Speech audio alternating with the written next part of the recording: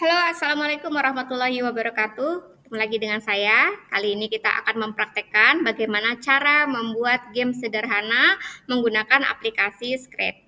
Nah, teman-teman bisa membuka aplikasi Scratch ini menggunakan aplikasi browser yang biasa digunakan, baik Mozilla Firefox maupun uh, Google Chrome. Nah, di sini tampilan awalnya seperti ini, ada menu di atas itu adalah menu terdiri dari setting yang berisi tentang teman-teman bisa mengatur bahasa, kemudian untuk file ini untuk menyimpan atau membuka proyek baru dan seterusnya. Kemudian di sini ada script block yang terdiri dari blok-blok code yang bisa kita rangkai atau kita susun untuk membuat suatu program. Dan di sini adalah script area, yaitu digunakan untuk menyusun blok-blok ini. Di sebelah kanannya ini adalah canvas untuk menampilkan tampilan game yang kita buat. Di bawahnya ini ada sprite atau objek yang kita desain atau kita atur pergerakannya atau perpindahannya. Kemudian yang di pojok bawah kanan ini adalah backdrop untuk mengatur atau memilih tampilan background pada permainan kita. Langsung saja saya akan membuat permainan seekor monyet yang akan menangkap pisang-pisang yang berjatuhan dari pohon. Oleh karena itu, karena sprite-nya itu berupa monyet, saya akan menghapus sprite ini dengan cara mengklik tombol tanda panah. Jadi teman-teman bisa mengganti dan menambahkan atau memilih sprite yang kita inginkan. Tinggal pilih klik tombol choose a sprite dan di sini akan banyak sekali sprite-sprite tambahan yang muncul dari bawaan dari script. Teman-teman juga bisa menambahkan script dari yang dari komputer atau yang teman-teman miliki. Nah, di sini ada sprite monkey. Pada kotak sprite ini teman-teman bisa mengubah namanya menjadi monyet misalkan. Ini tergantung untuk hanya mempermudah mengingat nama sprite. Kemudian di sini ada tombol X dan tombol Y. Tombol X dan tombol Y ini kita ibaratkan seperti koordinat Kartesius, di mana terdiri dari tombol garis X yang sumbu X itu adalah yang horizontal dan sumbu Y yang vertikal. Nah, karena di sini tertulis min 149 dan Y-nya min 86. Jika sprite ini kita pindahkan, otomatis tulisan pada sumbu X dan sumbu Y ini juga akan berubah. Selain itu, di bawah juga ada menu size. Menu size ini digunakan untuk mengubah ukuran pada sprite. Jadi teman-teman bisa memperbesar atau memperkecil tampilan sprite dengan mengganti pada menu size. Saya ubah menjadi misalkan 80. Oke. Dan saya ubah menjadi agak lebih kecil lagi menjadi 70. Nah, seperti ini. Langkah selanjutnya yaitu memilih backdrop. Saya akan memilih backdrop yang ada gambar pohonnya. Oke, jungle. Selesai. Langkah yang ketiga, saya akan menambahkan sprite yaitu sprite pisang atau banana yang akan ditangkap oleh monyet ini. Nah, ini saya coba ganti menjadi nama, tidak diganti pun tidak apa-apa. Ini hanya memudahkan. Kemudian ukuran pisangnya juga saya akan ubah menjadi ukuran yang lebih kecil. 50. Nah, letaknya pisang itu berada di, ini bisa kita letakkan sembarang ya, karena nanti pergerakan pisang ini juga akan random position. Min 133 dan Y-nya adalah 149. Selesai sampai sini, kita akan mulai mengcoding masing-masing sprite. Yang pertama, yang akan kita coding yaitu si monyetnya ini. Pertama adalah kita klik tombol event, kemudian pilih when the click. Artinya ketika kita mengklik tombol bendera hijau ini, maka game ini akan tereksekusi atau mulai berjalan. Dan si monyet ini akan bergerak ke kanan dan ke kiri secara berulang-ulang sampai kapan? Sampai game ini berakhir atau kita hentikan. Artinya dia akan bergerak secara terus-menerus. Kita pilih forever. Pergerakannya kemana?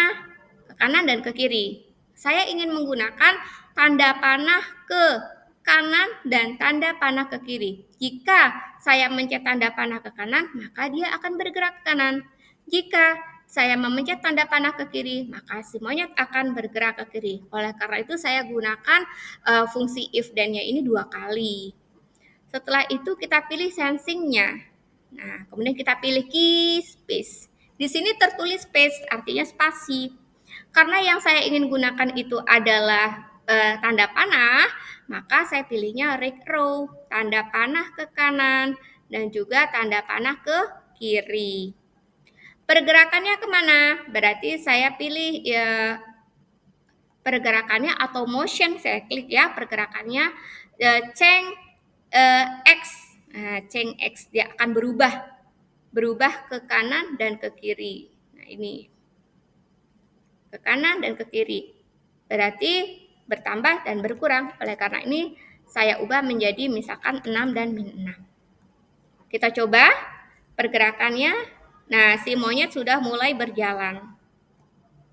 Selanjutnya saya akan mengcoding yang pisang. Kita klik yang pisang seperti biasa, kita pilih yaitu even when the click. Oke.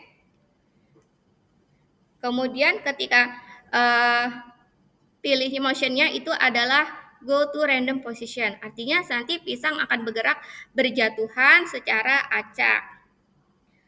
Nah, dari mana? Dari atas.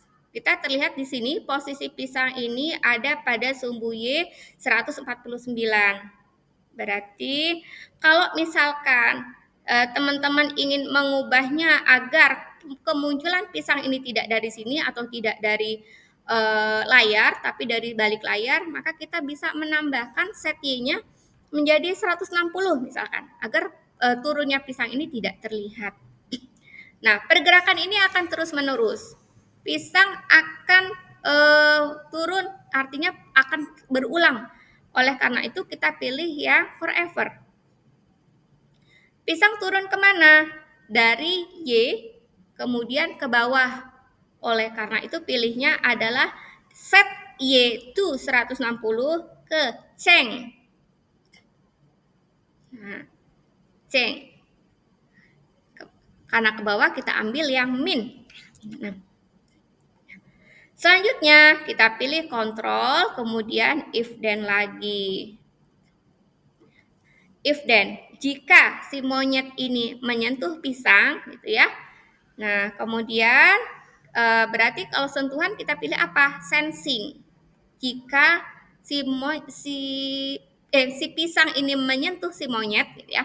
Si pisang, pisang ini touching monyet, maka apa yang terjadi? Dia akan tetap bergerak ke kanan dan ke kiri dengan memilih menu go to random position. Kemudian kita ubah lagi yaitu set Y.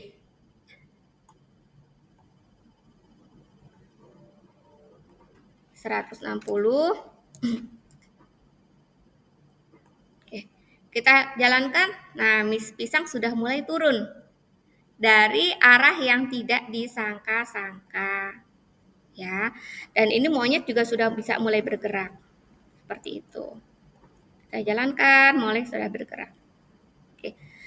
Akan sangat menarik ketika monyet menangkap pisang atau pisang tersentuh oleh monyet, ini akan bersuara. Bagaimana caranya menambahkan suara? Kita pilih menu sound. Nah, untuk menambahkan atau memilih suara, maka teman-teman bisa mengklik menu sound di atas, kemudian pilih choose sound. Nah, ini di sini ada banyak sekali.